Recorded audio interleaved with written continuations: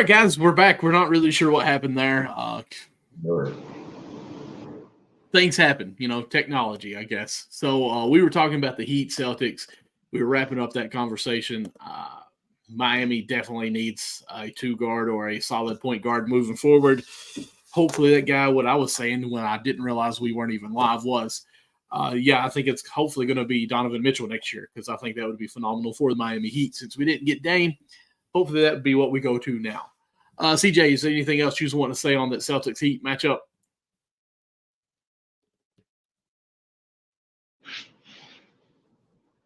Yeah, just again, the Celtics, they're on their way, but they just have to continue to have the other guys step up, and you got to eliminate those lapses that they have at certain points in games, especially in the fourth quarter.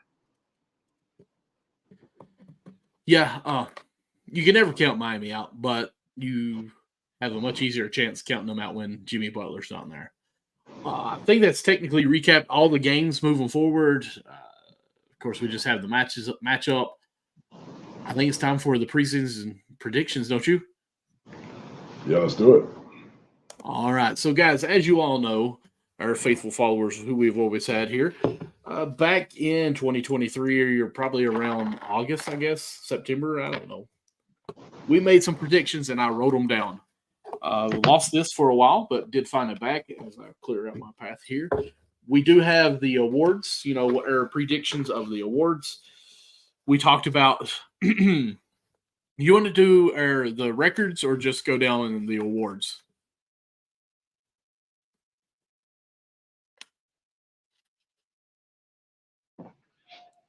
We can do records. Yeah, we can do everything. Okay. Let's see if I can actually bring up the NBA roster or standings real quick. That way we can see the roster, what they actually are. This might work.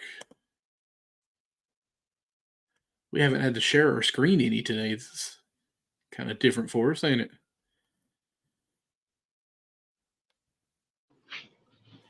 Yeah. All right, here we go. Yeah, listen. Starting now.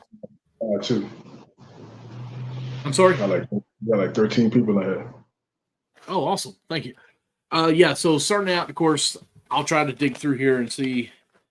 We kind of the way we did it back when Nick was with us. We actually went with the East, each individual standings that they have in the conferences as well. We started with Miami, Atlanta, and Washington, which I predicted Miami at 51, and you had them at 46. Nick did say 44. And where did they finish? At 46. So, hey, look at you. You nailed that one right on the head on that one. I don't have a pen. Yeah, there we go. CJ won that one. And our second team that we had was Atlanta. I put 38. Nick said 42. You said 43. Atlanta finished with 36. Did I say that right? Yeah, 36. So I was the closest on that one. So I get the check mark. Washington, I had at 38. Nick said 33. You said 27. I do have to scroll down. Of course, I also thought that Knockout King would have had a much better season, but he didn't. They only had 15 wins. I don't know if I can give any of us a check mark on that one. What do you think? No, I definitely got a point for that one, man. I tried that. That's a win. 30. You said 27. No, I know I said 27. How many y'all said? I said 38. Nick said 33. So, you double it, and we still weren't even there. Crazy. Yeah, we had too much hope. All right, Magic. We were horrible on this, probably. I said 39. Nick said 35. You said 37. The Magic had 47. So I get the point, even though I was 10 off or 8 off. And then the Hornets, I said 30. Nick said 25. You said 34. The Hornets had 21. Nick's not here, so he don't get no points. Bucks, I said 61. Nick said 50. You know what? He's not here. I'm not even going to say it. I said 61. You said 55 for the Bucks. They come in at 49. So I was definitely way off. You get that point. So far, you're 3, and I've gotten 2. Next was our Cavaliers. I had 54. You had them at 53. Cavs came in at 48. Not liking this trend so far. Yes, sir. The Okay, Bulls. you know ball? I think I know ball. The Bulls, I said 36. You said 37. They came in at 39.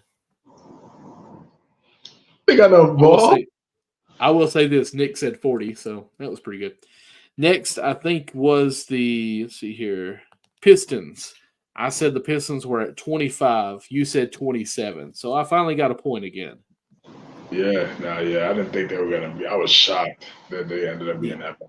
I had no idea. Yeah. That was rough. The Knicks, your team, next. I said that they would win 51, and you said 50. We were really close on all our guesses, weren't we? I didn't realize how close we were. Right 50. on Monday. Look at you. Look at you. In 32. So the next team is the Celtics. I had them at 59. You first said 57, but then after a week, you came back and said, listen, as well as they're playing, I've got them at 65. We made fun of you. You were so wrong on that at 65. My goodness, it's pitiful because they came in at 64. Yes, sir. I'm telling you. Go ahead. Take your moment. You can. It's fine. Listen, they just did what they were supposed to do. I was like, there's no reason why. There should be no reason why. They're too talented. All right, the next team on our list, we have the Nets. I've got them at 42. You had them at 44. And they had, 32 wins? So I got that one. Wow. The 76ers, we both said 50. 76ers, where are they at? They had 47. So I guess we both get the point. I will say Nick said 52, so he was still worse. The Raptors, I said 31, you said 35. The Raptors were at 25. So basically, if the team was below, I got the points. If they were higher, you got them. Did we miss a team? Who did we miss? I didn't hear OKC. Oh, that was just the East Coast. Oh, okay. There's got to be one that I don't know who I'm. We didn't say the Pistons. No, we did. We said the Pistons. Yeah, I think we said Raptors. I don't think we said them, did we? Yeah, we said the Raptors. I did? Yeah, we just said them. Oh, wow, that was the last one. Because there's one here I can't read my handwriting. Who was it? I feel like we did all the teams, yeah. Pistons. Pacers. That's who it is. We didn't say Pacers. Yep, it's Pacers. There we go. Pacers, I said 41, and you said 39, and they came in at 47. So I got that extra point. Okay, so that's the East. Real quick, in the East, out of those teams, you got 1, 2, 3, 4, 5, 6, 7, 8. And I've got 1, 2, 3, 4, 5, 6, 7. Adding that Pacers that we forgot. So that's pretty fair. Pretty close. Yes, sir. Pretty close. Granted, you were more close on actual numbers than me just being close of who was closer to that, or on the lower scale there. So, again, we started Western Conference on this. We went with one of the divisions, can't remember, but Blazers was our first team. I said 35 if they kept Dame, 25 if they didn't, and you put 23. And they had 21. So, dang it, you get that point. The Jazz, we both said at 40. They came in 31. Nick said 37, so he is actually the closest there, but luckily we both get a point. All right, the next team, Thunder. I said 46, and I was hyped on them all year, and y'all made fun of me. They came in, and you said 43. They finished at 57. Big season for them. 57. I actually think there was an episode where y'all laughed at me for being so hype on Thunder, but that's okay. Next is the Timberwolves. I've said 44. You said 45. They came in at 56. The Okay. Nuggets are next. I said 50. You said 52. You get that one. You are killing the West. My goodness. Next team is the Kings. I said 45. You said 44. Missed it by one. The Suns. I said 49. You said 51. Hey, there we go. You got one? I got the Suns right on at 49. Makes me feel good because that's, my team in the West, and you got the Knicks as well. All right, Clippers. I said 47. You said 46. They finished with 51. I got that one. So I went on a little streak here. The Warriors. I said 46. You said 44. What did they finish at? 46. Hey. Wow. 46. Man. To miss the playoffs is crazy. Yeah. The Lakers. I put down that they would only win 45 games. You said 48. They won 47. You missed it by one. That's pretty good. That's good. Here's the one that hurts. The Grizzlies. I said 44, and you said 46. And they only won 27 games. Yeah, we didn't think Ja would tear his labrum. No, not at all. The Pelicans. I said 45, you said 44, and they got 49. So I got that one. The Mavs. I said 47, you said 46, and they got 50. I went on a big streak here. You started out good. Okay. The Rockets. I said 30, you said 34, and they finished with 41. We weren't very good on that one. Yeah. And to finish it, the Spurs, I put at 28. You said 30. Nick said 25. And the Spurs were 22. So I get that one. 30. All right. Dang. I was too high. Yeah, you were. For the West now, that's you got points. Let's see here. 1, 2, 3, 4, 5, 6. I got 1, 2, 3, 4, 5, 6, 7, 8, 9, 10. Does that make sense? Wait. Oh, we got that double point. So I win on the West Coast. You win on the East Coast as far as coming up with who's going to win how many games. Okay. That's so fair. I'm happy with that. 15-15. Do what? It ended up being 15-15, right? Pretty much, because we had one that was double points. If I took away one of my points because we doubled on it, then yeah, because you beat me by one on the other, and I beat you by 2, but it's because we got the 2 points there. 2 points right there. Yeah. Yeah. So let's see. It was a very eventful season. It really was. There's a lot of good things that happened. A lot of game winners. We saw the rise of SGA, Luka. See what Luka's doing right now. See what Brunson did. People that think Brunson will be able to get even better from last year, and he did. 4th in the league in scoring in the NBA. What? Come on, so there's a lot to be excited about this year, and I'm excited for the playoffs right now too. Going on right now. Yeah, of course. All right, so we pretty much said, the series is going to be over. What about let's talk about some series that are close before we wrap it up. Who do you think is going to win between the Clippers and the Mavericks? Wait, do you want to go with our award projections or predictions? Predictions? I got that too. Yeah, let's do that. Okay. Yeah. And then we'll wrap it up real quick. All right, we won't be much longer, guys. No, you're good. Let's see here. I believe I can bring that back up. Yeah, let me scroll down a little bit so everybody can see that. So the awards for the 2024. Let's see here. Hold up. I didn't realize this. 6 Man of the Year didn't go to Malik Monk.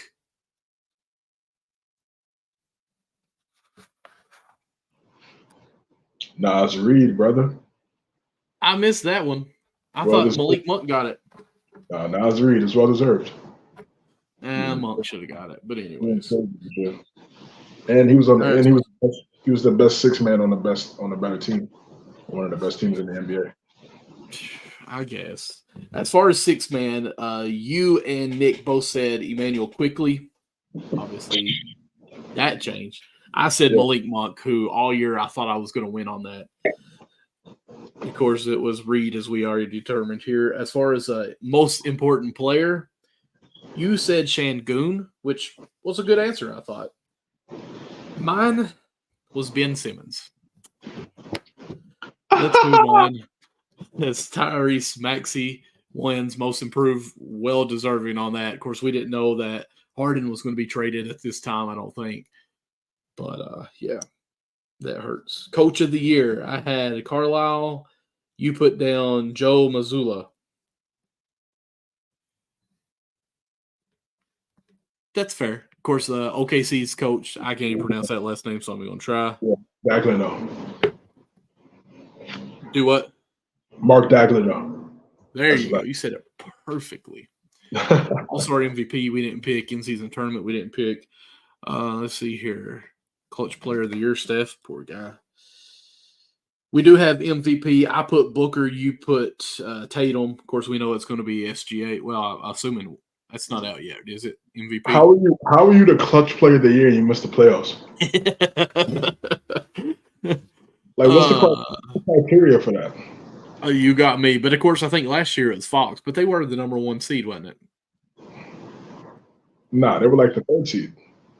Last year, I thought they – oh, yeah, you're right. They were number one for a while, but then they – and then they dropped it. Yeah. Nuggets number one seed. They've not done defensive player of the year yet either, have they? No, not yet. It's between Bam, Wemby, and Gobert. Okay. Me and Nick picked Bam. You picked Anthony Davis. MVP, I picked Booker. You two picked Tatum, which I already said.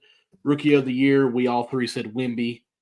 The champions. This is what we got down for the champion matchup. I didn't even think about that. I said the Bucks and Nuggets. I doubt if I'm right. And you said the Celtics and Nuggets. You've got the Celtics winning. I picked the Nuggets winning. And I believe that's it. I'm on my way, man. Listen, I've got to see if I can figure this out because we put down what we projected the stats to be for Victor Wembanyama too. Yeah, I know my numbers is definitely the closest. Because y'all was like, yo, he wasn't gonna. I was like, yo, he's about to go crazy. I was like, yeah, I wanted to say like 20 something, but I think I'm at like 18. Okay, Nick said 18, 10, and 2.5 blocks. You said 22 points, 9 rebounds, and 2.5 blocks. I said 17 points, 8 rebounds, 4 blocks, and 3 assists. 3.9 assists. I got that. Well, I mean, y'all didn't put one. He definitely out-rebounded what we all said. Well, Nick said 10. Points per game, 21. So, I mean, you hit the points. You're close. I would say you win. I'm telling you, I saw it. I saw the vision. He's going to go down. Well, that was fun to go down as one of the greatest players of all time. Do you think he will be – I don't even want to say it. Never mind. It's got to do time. Due time. Generation player for sure. Yeah, in due time, yeah, bro. He's going to go down. Yeah. He stays healthy, top 5 all time. All right, so let's go ahead and chit-chat about who we think will win the remainder of the series. You got Clippers and Mavericks tied 2-2. Who do you have? Man, the Mavericks really had an opportunity tonight to really put the series away going up 3-1, but Clippers had like I said, they had a big win and responding tonight on the road. Paul George, James Harden, they played really well. I'm gonna go Dallas. I want to see. I thought you about to say Clippers. No, I want to see Luka versus Jokic in the playoffs. Just want to see 7 games of that. I mean, we'll probably see it at some point, obviously, but it's on a collision course right now. If both teams do what they need to do, and then you got the 1B options for both teams: Kyrie Irving versus Jamal Murray. And that'll be a fun matchup. So, with the Clippers, Harden's gonna have to continue to play well. He's been playing well, which is good. I mean, golf clap. I mean, what do you want me to say? Am I supposed to like? Good. Just like this is what you're supposed to be. This is what you're supposed to do. Yep. So I'm not really overly impressed by him stepping up in the playoffs. Wow. So they have an opportunity to win that series. I think it's going to go back and forth. I think it could definitely go 7. But the Mavs have the talent to win one on the road and then possibly win another at home to seal it. But we'll see. We'll see. It's going to come down to execution, coaching, Ty Lue versus Jason Kidd. Fun matchup from an X's and O's standpoint. We'll see how it plays out, but I'm going with the Mavericks. I'm going with the Mavericks too, just because I think Luka has one of those moments where he does 40-point, 10-10 or something. We've seen it so many times in a closeout game or a game 7 even that Luka can step up and really carry a team completely on his back. We don't know about the Claw. I couldn't even think for a second there. If he will be available for next game or not. I think that's very big for the series. Swelling on the knee. I do too. So I think Luka and company does close out the series, possibly 6 games, I guess. 4-4 has to be, or 2-2. I can see it going 7 easily, obviously, because we're just right there. But I even think Luka and the Joker may be teammates at some point before their career's over in the NBA, just because their friendship that they have, international and all this stuff. And I think we want to see that matchup right now, soon. With that being said, let's see here. So, yeah, I say Dallas on that one. Who else just tied 2-2? I don't want to see them team up. I want to see them go up against each other. I want to see a rivalry. I'm with you too, but I'm just saying at some point in their career, I think they may end up, and it may be towards the end of their career where they just say, hey, we're the international guys. We had a chance. Because they always seem like all these videos, you always see them like they really have a good friendship, it seems like. Yeah, they do. Yeah, they do. They really do have a good friendship. I've seen those videos as well. I mean, yeah, maybe down the road, but right now, like as these two guys are at the peak of their careers, right. I want to see them go at each other. I want to see each other face each other in the playoffs, try to stop one another from trying to win a championship. That's what we want to see. That's the beauty of basketball. That's why we love the game. I agree with you 100% for sure on that. It's just I do think, again, maybe year 15 for them or something like that. But no, they can be friends all they want to, hit each other with the basketball and stuff like that before the game. But once the game goes on, we want to see that competition. Cavs and Magic, they're 2-2, right? Yes. I'm going to go. Please don't do it to me. I'm going to go Orlando, man. For Orlando, I think Banchero has a big game in Cleveland. And they sneak out and get one in Cleveland in this next game. If they're able to do that, I think it's GG's. And I'm going to be honest with you. I agree with you, and it kills me to say it because Mitchell has not proven it in the past. You know, we talked about it on part 1 that we had going on here before we got cut off, that the playoffs, it's not been the best for him, and he's got to be leading this young team. Mobley's not there to take over yet. He's close, but, you know, like we talked about, 2 centers not doing anything. I'm going to go with Orlando. They just seem young and dumb and don't care. You know, like none of them's really been there. So let's just go and win a series. So I'm going to go with Orlando as well. And also that makes Mitchell become a Miami Heat. It's all part of the plan. Selling the playoffs so you can go to Miami and be rejuvenized. There we go. Learn to play defense. Let's see here. Pelicans and Thunder. Are they 2-2? No, it's 3-0. 3-0. That's right. Yeah, I think it's I think it might be a sweep. I mean, in my opinion. I don't know. I really don't see how the Pelicans win without Zion. Just this OKC, they do everything so well. You know, we didn't even get to talk about that series. Did we not? Nah. We got cut off. So it's perfect. Feel bad for Zion. First, I just feel I like you get 40-11 in the play-in game right before the playoff game, and you get hurt, and we still have yet to see this man play in a playoff game. It's crazy. We're about to go into his sixth season. He's played 0 playoff games. And his Incredible. team has. Incredible. That's such an incredible stat. If you really think about it, this is a #1 overall pick. That's when I want to get that out the way first. This series is done, so let's talk about what's next with New Orleans.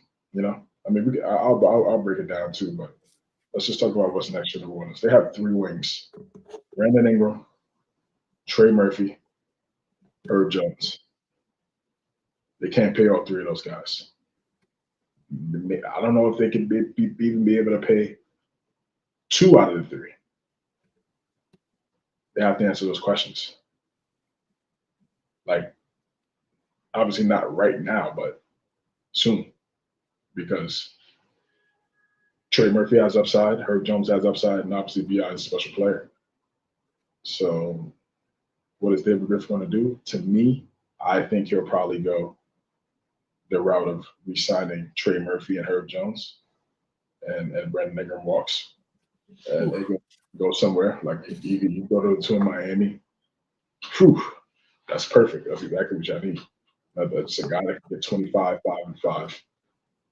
Quiet, low maintenance, don't harm nobody, don't do nothing, just hooper. Pray he stay healthy. When he's on the court, he's getting you 25, 5 and 5 every single night. But what do you play defense in Miami? Well, I mean, listen, you guys have had guys that we've said can't play defense, and Spoelstra's made it work. So, not really too worried about that. And Bam, if Bam gets the credit, he might win DPOY. So then you got a defensive player to get right behind him. So, I'm not worried about the defensive part. Just chemistry fit. That's just pretty seamless. I mean, like I said, B.I.'s just a hooper. That's all he does. I mean, he's not a rah-rah guy. You don't see him in the news. Right. Like, he just play basketball. So I think it'd be perfect for y'all. And he's 6'8", as opposed to Donovan Mitchell, who's 6'1". So that goes a long way when you're going up against Tatum and Brown. I mean, personally, if we were to get BI, and we're getting off subject on this, I guess we're getting over here a little bit. I almost would hope that they get rid of Tyler Hero and bring in Mitchell, because Tyler Hero's not really a point guard. Mitchell's the point guard. I don't think BI would be. He would be at least more of a creator than Tyler Hero. Creator, yeah, but not point guard. Or playmaker, I should say. Playmaker. Yeah, playmaker. I think playmaker is the new true point. Right. Traditional point. Playmaker is a new traditional point. If you're a playmaker, when I say playmaker, I'm saying your pass is right in the pocket, shooting pocket. All they have to do is just catch it and race. Those are perfect passes, outlet passes, bounce skip passes, reading the defense. Those are playmakers. Yeah, the little coming off the screen, the guys on my hip. Yeah, those are good plays too. But I'm talking about calling a play, getting the pass exactly as soon as he comes off the screen. All you got to do is catch, rise up. Those are true playmakers. Got to let that be known, because a lot of people have different definitions of that, which is kind of crazy. I agree, and I don't think that's Mitchell at all, really, as far as that definition, as far as a playmaker. See what I'm saying? You see what I'm saying? So it's like, I feel like that's what the Pelicans got to figure out. That's what the Pelicans got to figure out. They got to figure out what they're going to do with those. It's a good problem to have, to me. Like I said, all 3 of those players are really good. So Trey Murphy has a lot of upside. To me, he shouldn't be on the bench anymore. I think he's ready to be a starter. He's ready to be. He can shoot the pill. He can put the ball on the floor. He's very athletic. He got bungees. Like he got hops and he can shoot the three at a high clip. Like that's a rarity. Yeah. To have athleticism and floor spacing at the same time. That's a rarity. Usually the super athletic guys can't shoot. Yep. And it's the guys that are, quote unquote unathletic that can shoot. Right. So he's both, which is crazy. So you got to keep that. You have to keep him. Herb Jones, same thing. He's worked on his shot, got it to about 37% from three. That's beautiful. League average is 36. So if he can keep it around there, around 37, 38% for the rest of his career, he's going to have a hell of a career. Plays great defense. And I think they need and I love CJ McCollum, but it's the same thing. He's not a point guard. Right. He's not a point guard, so they're going to struggle. They're going to struggle, man. And because of that, that's another reason why they're not successful. I would move off McCollum and Ingram. It's crazy. That may sound a little crazy because it's kind of just they are, but we haven't really. It's just you can't continue to keep saying, yes, I know Zion was hurt, but let's just see what happens when they have a full season because we've said the same things for so many years now. It just comes to a point where it's like, okay, let's try something else. So, but because of contracts, because of players that may need more minutes that want to be put to the forefront. Also, Trey Jones and Herb Jones were drafted by David Griffin. So he's going to have a certain connection to those guys. That's just different to Brandon Ingram, even though he likes Brandon Ingram, and I'm sure he's a great fan of Brandon Ingram. But it's different when you draft two players that become really good. You have a different connection with those type of guys because you're like, yo, I scouted. Me and my team and I scouted these two guys, and they become extremely successful for us in a small market city. They need to be compensated by us, and I think that's what they're going to do. I would say I agree with you. I think Bi's been there long enough. Again, it's almost I don't want to compare them with the Lakers because Lakers are on their own level, but like this is a great roster as far as looking on paper. It's a great 1 through 7, 1 through 8 even. And it's not produced anything really yet. I mean, you and I both were on high, probably way too high for them as far as the ceiling last year. And it's the same team. We had a healthier Zion this year. They're a great team. They still are. It's just for some reason, it's almost like it's individual ball game for them. If they could ever have that chemistry where they play for each other, know what's going on, it would happen. It's just they've got to get over themselves in a way, I almost feel like. And I agree with you. I think BI would be that guy that most players or most teams would be like, yeah, we'd love to have him. He's proven himself. I think he was MIP one year. I think he was.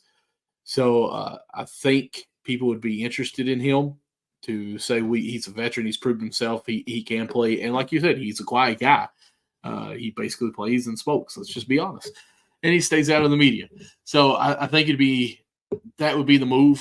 Keep younger guys for the future to keep going on there, and you can actually build with who you thought were good already, and hopefully Zion can lead that team. I know this is dramatic, but with everything that kind of happened in the offseason with Zion, what if they moved off Zion and kept everything else?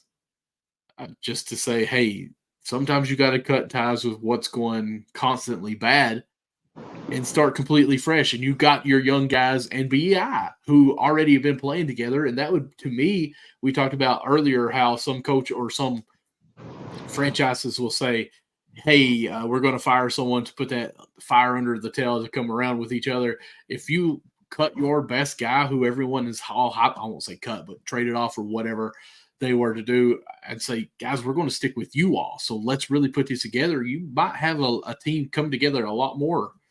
I think it's at least a thought. I doubt if it'll ever happen, but it's could be a thought.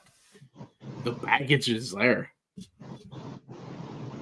Yeah, definitely. Yeah, they could do something like that. It's definitely possible. We'll see what happens down the road. And then for OKC, they're showing that yes, we're young, but that doesn't mean we're not hungry and wanting to be great now. And that's the thing. It's like sometimes you come across teams that are young teams that are really good, and then they get to the playoffs and they struggle a little bit because of the inexperience. And they're showing that, yes, we're still inexperienced, but that doesn't mean we can't win, right? And that's the epitome of this team. They're kind of going in there with an underdog mentality. They won 57 games in the regular season, so it's just like it's added motivation for a team that really doesn't need much because of everything that's transpired with them over the last few years to now accumulating the right talent at the right moment, getting the right head coach, and now you're getting the ultimate successful team that you planned on trying to build, and they have it now. And they're going to get past New Orleans, and we'll see who they play next in the second round. It's going to be a great matchup, wherever they play. But I think they have a big three, and Shai Gilgeous-Alexander, Jalen Williams, and Chet Holmgren. Mm-hmm. And once you have your 1 through 3 scoring options solidified, now you can find the role players. Now you can find the bench. Everybody knows who's going to get their shots, how things are going to go. That helps with everything as a collective. And now OKC has that, and that's where they're excelling. So then they're going to get past New Orleans. They're just too good. They know how to win. Their defense has been it's been much improved since certain points in the season. It was a little inconsistent, but now their defense is much better. Still would like them to add a little bit more size in the offseason and get another big guy, just in case Chet Holmgren does get in foul trouble. It's not a complete, it doesn't look like a completely different team when he's not out there. Because when he's not out there, they really go small. They put Kendrick Williams at the 5. It still works for them. They're able to switch. Again, teams don't really have talented big men in the NBA anyway, so it's not like you're throwing it down to a big guy in the post and he's babying whoever.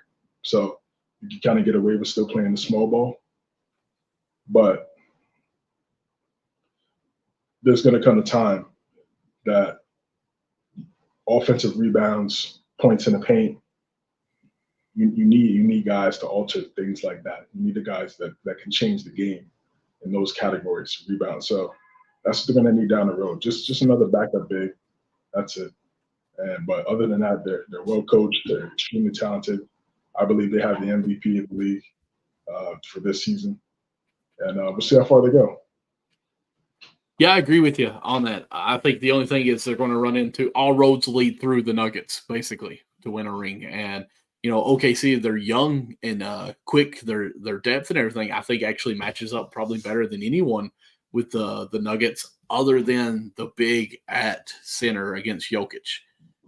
So that could be something in the future, like you're talking about on that. But listen, we're past 11 o'clock here. I think we've done an awesome show. It's a good one to get back in, recap all these playoff games, and see what we can predict from the future, see what we did with our picks from last year.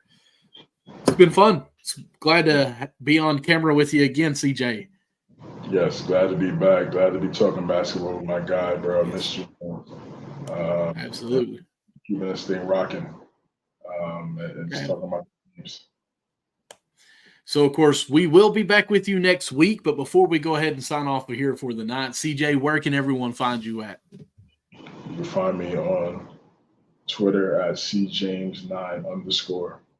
IG CJ.James9, CJ versus the World on YouTube streaming page, MNC Hoops as well on X and on YouTube. Make sure you follow, subscribe, hit that notification bell for the next time we go live, next time we post anything. Thank you guys. Thank you everybody coming in. So we had like 13 people in here at one point. Thank you guys tuning in, stopping in, checking on us. Yes. Chopping it up, talking some hoops. Yep. Of course, you can find me. Of course, I've got the youtube.com/ at MNC Hoops. We'd love for you to subscribe, put on that notification bell, as he said. You can go to Linktree / MNC Hoops to find all of our links to the social medias. Please go follow those. You can follow me at pretty much anything with MD Lawson 00. As you can see behind me, I also have this logo here where it's Cats Chat. It's everything Kentucky basketball, football, even some local sports around here in the southeastern part of Kentucky. We go live on Wednesday nights at 8:30 p.m. We just had my guy, Tony Delk, my favorite 00, on the show 2 weeks ago. Had a writer from and a gentleman who's with Believe in Kentucky, Vinny Hardy, who is from my hometown. Didn't know this, but he's made it big in some social media stuff and some podcasts as well. Not this coming Wednesday, but the Wednesday after, we're going to have another Kentucky great, Cameron Mills, who is part of the 98 championship team as well. He does a lot of broadcasting as well. So be tuning in on that, guys. And we thank you all so much for your time. Until next time, keep balling out wherever you can, guys. See you guys next week. Have a good one. Take care.